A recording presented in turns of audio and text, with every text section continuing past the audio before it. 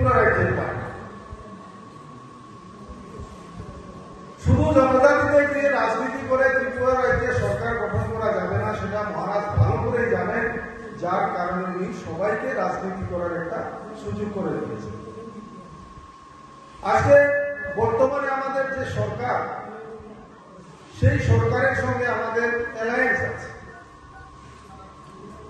তো আগামী দিনে যখন আমরা নির্বাচনে যাব, বিশেষ করে বিধানসভা নির্বাচনে যখন যাব, তখন আমাদের মধ্যে অ্যালায়েন্স হবে। আমরা এসপি রিজার্ভ সিট ছাড়াও আমরা অন্তত 10টা আসনে আমরা প্রার্থী দেব এবং প্রার্থী পাব, যার জন্য এই টিসিএর সংগঠন এটাকে শক্তিশালী আমাদেরকে করতেই হবে। তো আমি টিসিএফ নিয়ে আপনাদেরকে কয়েকটা কথা বলবো।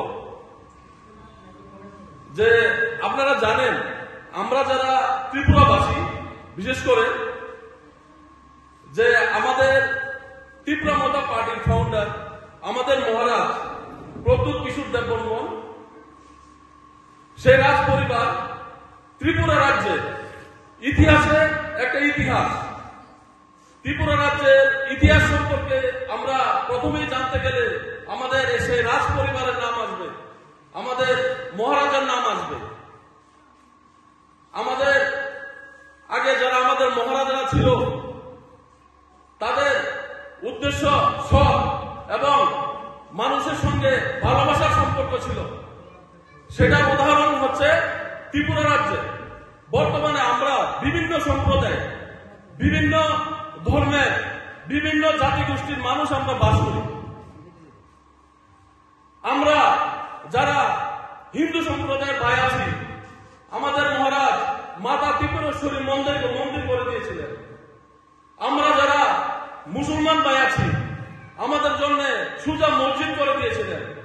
আমরা যারা বুদ্ধ সম্প্রদায়ের ভাই আছি, আমাদের জন্য বুদ্ধ মন্দির করে দিয়েছিলেন। তো এরকম ভাবে বিভিন্ন ধর্মের মানুষদের বিভিন্ন ধর্মস্থানের অধিকার দিয়েছিল। আমাদের মধ্যে একটা ভালোবাসা, একটা সম্পর্ক, সুসম্পর্ক, এটা রাজামল থেকে চলে এসছে।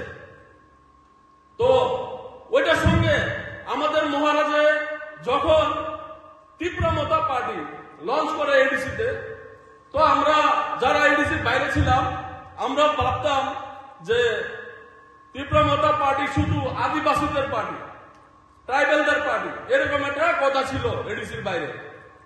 কিন্তু আমাদের মহারাজ রক্ত মহারাজে, আমাদের মহারাজ টিসিএফ লঞ্চ করেছে। কারণ আমাদের মহারাজ সকল ধর্মের, সকল বর্ণের মানুষকে নিয়ে ত্রিপুরা রাজ্যকে সামনে এগুতে চায়, যে জন্য এই টিসিএফ।